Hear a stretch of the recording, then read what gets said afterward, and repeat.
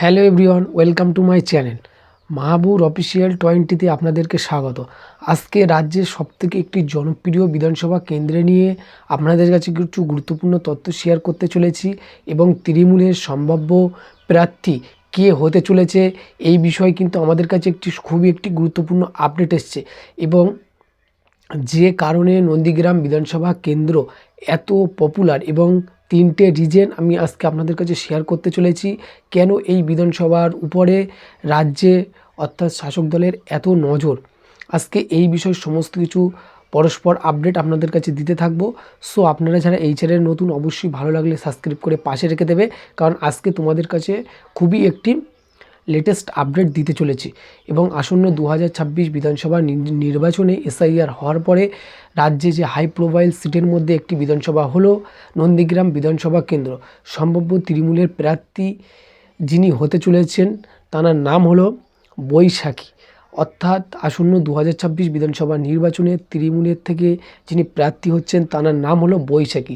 এবারে আপনাদেরকে বলি রাজ্য সরকারের কেন এই বিধানসভার উপরে এত ফোকাস।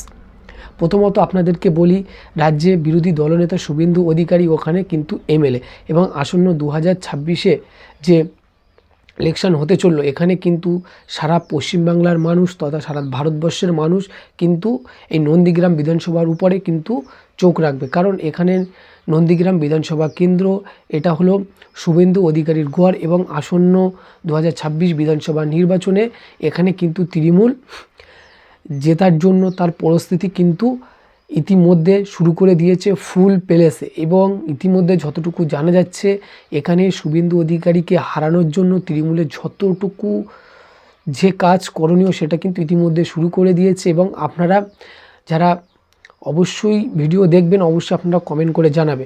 সো 3টে রিজন আপনাদের কাছে শেয়ার করতে চলেছি। প্রথমত যে রিজন হলো যে শুভেন্দু অধিকারীকে ওই বিধানসভা কেন্দ্রে আটকে রাখতে পারলে, অর্থাৎ তৃণমূলের তরফে যদি একটি প্রভাবশালী নেতা বা একটি হাই প্রোফাইল নেতা যদি দাঁড় করাতে পারে, যেহেতু রাজ্যের মুখ্যমন্ত্রী মমতা বন্দ্যোপাধ্যায় ওখানে হেরে গিয়েছিলেন এবং সেই জন্য রাজ্য সরকার এবারে হালকাভাবে নিচ্ছেন না এবং এমন একজনকে দাঁড় করাতে হবে যাতে শুভেন্দু অধিকারীকে কমসে কম হারাতে হয়তো পারবে না, কিন্তু শুভেন্দু অধিকারীকে ওখানে কিন্তু আটকে রেখে দিতে পারে। অর্থাৎ শুভেন্দু অধিকারীকে ওখানে মিছিলে যেন ব্যস্ত রাখতে পারে এবং বাকি যে 293টি আসনে তৃণমূল ভালোভাবে প্রচার করতে পারে। এইটা হলো প্রথম রিজন।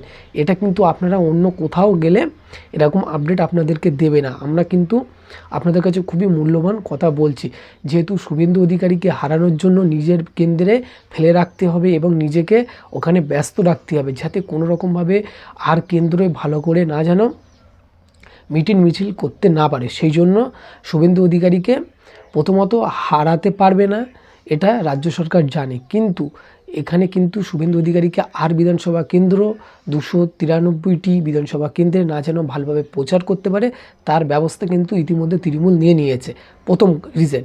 এবং দ্বিতীয় যে রিজনটা হলো যে তৃণমূল কেন এই বিধানসভাটা চাইছেন, কারণ এই বিধানসভাটা রাজ্যের মুখ্যমন্ত্রী হেরে গিয়েছে, একটু হলেও কিন্তু মানসম্মান এবং এখানে সামথিং 10,000-এর ভোটে কিন্তু শুভেন্দু অধিকারী রাজ্যের বিরোধী দলনেতা তিনি জিতে আছেন।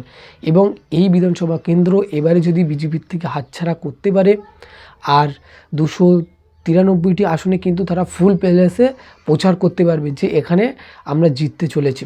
এবং তাছাড়াও তার ইফেক্ট কিন্তু পড়বে, কারণ এটা এমন একটা বিধানসভা কেন্দ্র, এটা হারলে বিজেপির পক্ষে প্রবল একটি ক্ষতি হতে চলেছে আসন্ন 2026 বিধানসভা নির্বাচনে। সেই জন্য রাজ্য সরকার টিএমসি থেকে যত বড় বড় নেতা আছে তাদেরকে সবার মধ্যে কিন্তু বাছাইয়ের কাজ চলছে যে নন্দীগ্রাম বিধানসভা কেন্দ্রে কাকে দাঁড় করায়।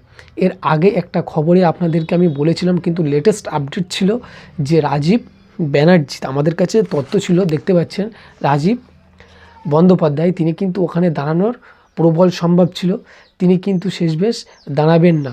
অর্থাৎ তিনি জিততে পারবেন না কি সেটা পরের কথা, কিন্তু রাজ্য সরকার বলতে চাইছে রাজীব বন্দ্যোপাধ্যায় ওখানে দাঁড়াবে না। তারপরে এইবার যে নামটা একটু লেটেস্ট আমাদের কাছে এসছে সেটা হলো বৈশাখী তিনি ওখানে তৃণমূলের হয়ে লড়বে। আচ্ছা, তৃণমূলের হয়ে যদিও বা লড়ে, সেক্ষেত্রে নন্দীগ্রাম বিধানসভা কেন্দ্র সত্যি কি ছিনিয়ে আনতে পারবে, রাজ্য সরকারকে দিতে পারবে বৈশাখী? সেক্ষেত্রে বৈশাখীর কতটা পপুলারিটি সেটা সাধারণ মানুষ অবশ্যই জানে। এবং আমার কাছে যতটুকু আপডেট আছে, বৈশাখী তিনি কিন্তু খুবই একটি নতুন নেতা, অর্থাৎ এনাকে কিন্তু রাজ্যের বিরোধী দলনেতাকে যেভাবে মানুষ চেনে, এনাকে কিন্তু নন্দীগ্রামের মানুষ কেউ চেনেন না। এবং চিনলে অবশ্যই আপনারা কমেন্টে জানাতে পারবে। এবং যদি না চেনে, সেক্ষেত্রে তিনি কিভাবে নন্দীগ্রাম বিধানসভা কেন্দ্র তৃণমূলের কাছে উপহার তুলে দেবে, রাজ্য সরকারের কাছে কিভাবে উপহার তুলে দিতে পারবে, এটা আপনারা অবশ্যই কমেন্ট করে জানাবে। এবং আপনাদের কাছে আরেকটা শেষ একটা কথা বলে দিয়ে রেখে দেয় যে বৈশাখী যদি দাঁড়ায়, সেক্ষেত্রে আমাদের কাছে কিন্তু তৃণমূলের অন্দর থেকে আপডেট এসছে যে ইনি দাঁড়াতে পারেন। এবারে বৈশাখী তিনি যদি দাঁড়ান, সেক্ষেত্রে কি সত্যি বিজেপি হারবে? এটা কিন্তু অনেক টাকার প্রশ্ন, কারণ এসআইআর হওয়ার পরে সম্ভাব্য এখানে কিন্তু বিজেপি এগিয়ে আছে। সেক্ষেত্রে যদি বিজেপি এই সিটটা হেরে যায়, ব্যতিক্রম আমি বলছি না হেরে যাবে, যদি হেরে যায় সেক্ষেত্রে কি হতে পারে সেটা নিশ্চয়ই আপনারা জানেন যে বিরোধী দলের ওখানে যদি হেরে যায়, সেক্ষেত্রে অস্তিত্ব কিন্তু সংকটে পড়তে চলেছে আসন্ন 2026 বিধানসভা নির্বাচনের আগে। যদি ঠিকভাবে না প্রোটেস্ট করতে পারে, আন্দোলন বলুন, সাধারণ মানুষের কাছে বিজেপি না যদি ঠিকভাবে পৌঁছে যেতে পারে, এবং বৈশাখী তিনি যদি সত্যিই ওখানে ভালো ফল করতে পারে বা জিততে পারে, সেক্ষেত্রে কিন্তু সবথেকে বড় বিপদ কিন্তু বিজেপির পক্ষে। এবং আপনাদের মতামত আপনারা অবশ্যই কমেন্ট করে জানাবে। কিন্তু তিনটে যে রিজন আপনাদের কাছে শেয়ার করেছি, এটা অন্য কোনো কোথাও থেকে আপনারা কিন্তু এইসব পার্সোনাল কথা কিন্তু বলবে না, কারণ আমরা চাই রাজ্যের পরিবর্তন হোক। সেই জন্য কিন্তু আমরা কিছু গুরুত্বপূর্ণ তথ্য আপনাদের কাছে উপস্থাপন করছি।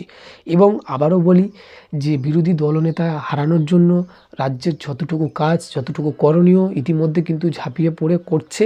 এবং একের পর এক নেতা চুজ হচ্ছে, তারপরে কিছুদিনের মধ্যে তাকে আবার বাদ দিয়ে দিচ্ছে। অর্থাৎ বাদ দিয়ে দেওয়ার মানে যে দাঁড়ানোর নাম করে আবারও তাকে বলছে যে তুমি এখানে দাঁড়াতে পারবে না, এখানে অন্য কাউকে দাঁড়াতে হবে, যাতে শুভেন্দু অধিকারীকে কিন্তু হারানো যায়। আর না হারানো যাওয়া সম্ভব না, এটা রাজ্য সরকার জানে, কিন্তু ব্যস্ত রাখতে হবে এই বিধানসভা কেন্দ্রে, অন্য বিধানসভা কেন্দ্রে না যেন ভোট প্রচার করতে পারে। সেই জন্য তাহলে এবার অনেকেই প্রশ্ন করবে, তাহলে মমতা বন্দ্যোপাধ্যায় আবার দাঁড়াক? সেক্ষেত্রে কিন্তু দাঁড়াবে না, কারণ একবার ওখানে মান সম্মান গিয়েছে, আর কিন্তু ওখানে দাঁড়াবে না। এবং অভিষেক ব্যানার্জিও তিনি দাঁড়াবেন না, কারণ ওই বিধানসভা কেন্দ্রে অভিষেক ব্যানার্জি দাঁড়ালেও হারবে, মুখ্যমন্ত্রী দাঁড়ালেও হারবে। এবং জিতবে কিনা সেটা পরের কথা, কিন্তু সাধারণ মানুষের প্রবল ওখানে বিজেপিকে সমর্থন করে। এবং তাছাড়াও নন্দীগ্রামে যে দুটো ব্লক আছে আপনাদেরকে বলি, 2021, 2023, 2024 ভোট শতাংশ অনুযায়ী দেখলে দুটো ব্লক আছে। তার মধ্যে 1 নম্বর ব্লকে যে 3টে জেলা পরিষদ আছে সেটা কিন্তু বিজেপির দখলে আছে। তারপরে 2 নম্বর ব্লকে 2টো জেলা পরিষদ আছে, ওটাও কিন্তু বিজেপি জয় করেছে, অর্থাৎ বিজেপি এখানে জিতে আছে। এবং সেক্ষেত্রে রাজ্য সরকারের সবথেকে বড় চ্যালেঞ্জ 2026 এই নন্দীগ্রাম বিধানসভা কেন্দ্র বিজেপির থেকে যেভাবে হোক ছিনিয়ে নেওয়া। এবং এটা সময় কথা বলবে কিভাবে কি হবে, অবশ্যই আপনাদের মতামত আপনারা কমেন্ট করে জানাবে। এবং এখানে যদিও বা তৃণমূলের থেকে যিনি বৈশাখী দাঁড়াবেন, তাকে মানুষ কতটা চেনে এবং তিনি আদেও কি ওখানকার বাসিন্দা বা আদারওয়াইজ তাঁর কীরকম পপুলারিটি, অবশ্যই আপনারা কমেন্ট করে কেউ জেনে থাকলে বলবেন, এবার না জেনে থাকলে আপনাদের কিছু ফোর্স করছি না। সো আপনারা অবশ্যই কমেন্ট করে জানাবে আপনাদের মতামত। এবং এরকম ভিডিও পেতে অবশ্যই চ্যানেলটিকে সাবস্ক্রাইব করে পাশে রেখে দেবে। এবং আপনাদের সময় অবশ্যই ভালো কাটুক।